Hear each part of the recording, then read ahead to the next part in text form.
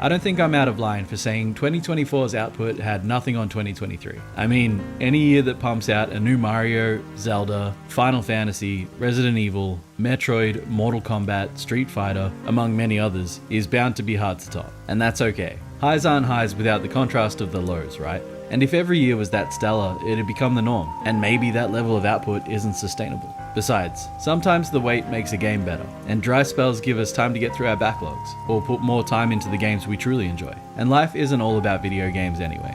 2024 has been a weird year. I'm not going to touch on the political shit going on, because just thinking about it makes me tired and depressed, and my energy, your energy too, is too valuable to spend on shit that drains you. So we didn't get a lot of great games come out this year, or at least not as many big name games as the previous year. For me, it was pretty much Star Wars Outlaws, Final Fantasy VII Rebirth, and I guess Animal Well. Oh, and the remasters of Mario RPG and the Thousand Year Door. I'm gonna say it right now, Outlaws is my game of the year. I won't harp on about it because I've seen firsthand how many of you hate the game. Not always for the right reasons either, but that's neither here nor there. I got Rebirth, but I haven't had a chance to play it. I want to play through Reunion and Remake first, but this year's been so hectic that I haven't really been able to sink my fangs into a new game, at least not one that's going to require a big commitment from me. Come to think of it, I don't know if I've managed to finish a single game this year. Modern game, I mean. I've beaten the Donkey Kong Country trilogy, Super Metroid, Clock Tower, and some Resident Evil games. I mean, I beat Ghost of Tsushima too, but I was already like halfway through it by end of last year. But yeah, I played Crisis Core a few years ago, even bought a PSP just so I could play it. I played the absolute shit out of the FF7 remake, and while I have issues with it, I adored it, especially once that ending hit. I want to go through both with a fine-tooth comb before leaping into Rebirth, so it's going to be a while before I get around to that game. It looks incredible though. Animal Well's pretty great, but I haven't finished it, so I don't want to say too much. It scratches my Metroid itch pretty well, so that's cool. I've beaten the original Mario RPG a couple times already, and I'm surprised and stoked to see just how good the remaster is, and how well the actual game holds up. It might look like baby's first RPG, but like your mum, it's a tight package with a lot of heart. Doesn't overstay its welcome, but isn't too shallow either. I won't name names, but I'd argue some of the more mature RPGs with dedicated and decent sized fan bases are shallower than Mario RPG. I've got a ways to go in Thousand Year Door, and while I honestly don't think it's that good so far, I'll withhold judgment until I beat it. There was Echoes of Wisdom too, the first Zelda game where Zelda's the protagonist. I'm maybe halfway through the game, and I'm loving it. I have issues with it, but I think the approach they took to making Zelda the protagonist was perfect. If they just swapped Link out for her, it'd feel cheap.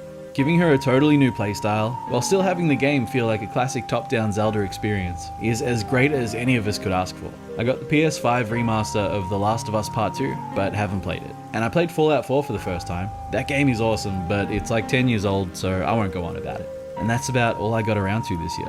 But this year also gave us Tekken 8, Like a Dragon, Infinite Wealth, Helldivers 2, remasters of the original Tomb Raider trilogy, Skull and Bones, which looks terrible, Pacific Drive, which looks amazing, Sons of the Forest, which looks terrifying, a total remake of the original Alone in the Dark, which, as a huge fan of the new Nightmare, I still really want to try out. The awesome looking Crow Country, remakes of Dark Forces and System Shock, Killer Clowns from Outer Space, Still Wakes the Deep, the 20th anniversary edition of Beyond Good and Evil, a HD port of Luigi's Mansion 2, Goat Simulator 3, Pizza Tower, Squirrel with a Gun, Shadows of Doubt, A Quiet Place The Road Ahead, Clock Tower Rewind, Slid Ahead, a new Mario and Luigi game, 40k Space Marine 2, a pretty great looking Dead Rising remaster, an amazing looking Silent Hill 2 remake, and something called Turnip Boy Robs a Bank. Was Balatro this year? I don't care. Also, Shadow of the Erdtree, an Elden Ring expansion that is apparently as long as a normal game. And we're not even in December yet, which has a new Indiana Jones game, a new Power Rangers game, a remake of Lollipop Chainsaw by the guy who made the Guardians of the Galaxy movies, I think, and probably other stuff. I left a lot of games out, both because I missed them when going over the list, and because I don't want to name every half-decent game that came out this year. So shit, maybe I was wrong about 2024. While I don't think it was as strong a year for video games as 2023, it looks like it was pretty solid, right?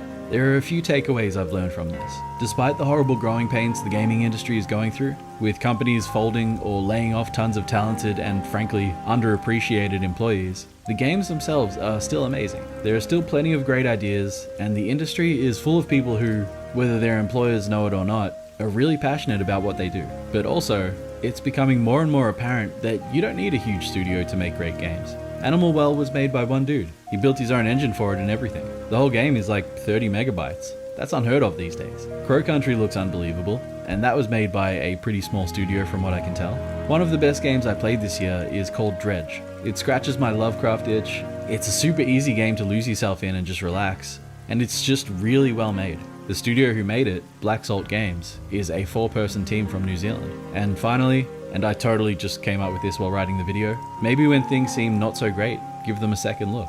I thought 2024's releases was a barren wasteland, but after giving it a closer look for this video, I see that I was just too busy working a bullshit job I hate, that simultaneously robbed me of any time I had for video games, and didn't pay me enough to justify buying them. To notice that there was an abundance of great games this year. That can be applied to this year in general.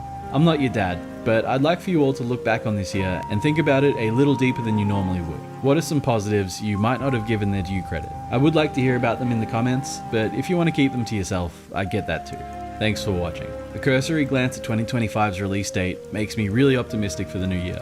Donkey Kong Country Returns finally getting a Switch port, the awesome Jedi Power Battles gets an enhanced port, a new Necrodancer, Tomb Raider 4, 5, and 6 remaster, wrapping up the original Tomb Raider run, Death Stranding 2, Assassin's Creed Shadows, Doom the Dark Ages, Ghost of Yotei, Metroid Prime 4, and Grand Motherfucking Theft Motherfucking Auto Motherfucking 6, just to name a few. It's a good time to be alive. I mean, for gamers at least.